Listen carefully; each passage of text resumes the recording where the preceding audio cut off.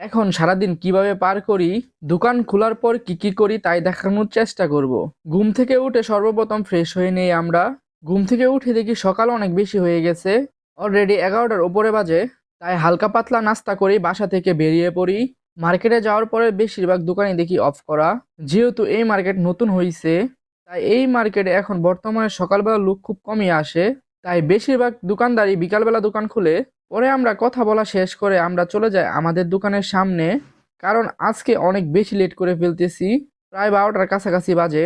তাই বেশি দেরি না করে আমরা দোকানটা খোলা শুরু করলাম। অন্ধকারের মধ্যে আমরা দোকানের ভিতরে ঢুকলাম লাঠিটা আনার জন্য, কারণ এইটা ছাড়া এই পর্দা সরানো সম্ভব না। পরে আমরা পর্দা সরানো শুরু করে দেই। আস্তে আস্তে পর্দার সকল হুকগুলো আমরা খুলে দিতেছিলাম। পর্দাটা গুছানোর পরে আমরা চলে যাই দোকানের ভিতরে। এখন আমরা দোকানের একটি লাইট অন করে দেব। এখন আমাদের কাজ হচ্ছে আস্তে আস্তে সকল প্যানগুলো উপরে তোলা। এক এক করে আমরা সকল প্যানগুলো কাউন্টারের উপর রাখতেছিলাম। তারপর আস্তে আস্তে করে সাজিয়ে গুছাবো।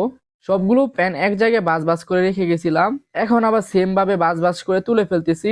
প্যানগুলো উপরে তোলার পরে আমরা দেখতেছিলাম কোথায় কোনটা রাখা যায়, আর কালকে কোথায় কোনটা রাখছিলাম ঠিক ওইভাবে আজকেও সাজাবো।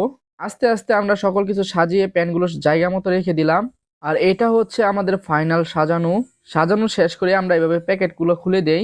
সকল মাল জ্বালা দেওয়ার পরে আমরা দোকানটা একটু হালকা করে ঝাড়ু দিয়ে দিতেছিলাম, আর না হলে দোকানের ভিতরে হালকা পাতলা বালু থাকবে। দোকান ঝাড়ু দেওয়ার পরে আমরা বসে পড়লাম। এখন দেখা যাক মার্কেটের ভিতরে লোক ঢুকে কিনা। অপেক্ষা করতেছিলাম এক দুইটা কাস্টমারের জন্য, যাতে সকালবেলায় আমরা বিসমিল্লাহটা করে ফেলতে পারি। দেখেন আশেপাশে আমাদের দোকানের সামনে যেগুলো দোকান আছে এগুলো কিন্তু প্রায় বন্ধই। তাই এই গলিটাও একটু অন্ধকার অন্ধকার লাগতেছিল। খোলার পর দিয়ে আমাদের কাছে দুইটি কাস্টমার আসে, কিন্তু আমরা বিক্রি করতে পারি নাই। সকালবেলা কাস্টমার নাই বললেই চলে। দুপুরের লাঞ্চ টাইম হয়ে যাওয়ার কারণে আমরা বেশিক্ষণ অপেক্ষা করলাম না, কারণ আর অপেক্ষা করে লাভ নাই। এখন আর কাস্টমার ঢোকার সম্ভাবনা খুবই কম। তাই দোকানটা আবার গুছিয়ে আমরা বাসায় চলে যাওয়ার জন্য বার হলাম। মার্কেটটা একটু হাঁটাঘুটি করে দেখলাম, মার্কেটে তেমন লোক সংখ্যা নাই।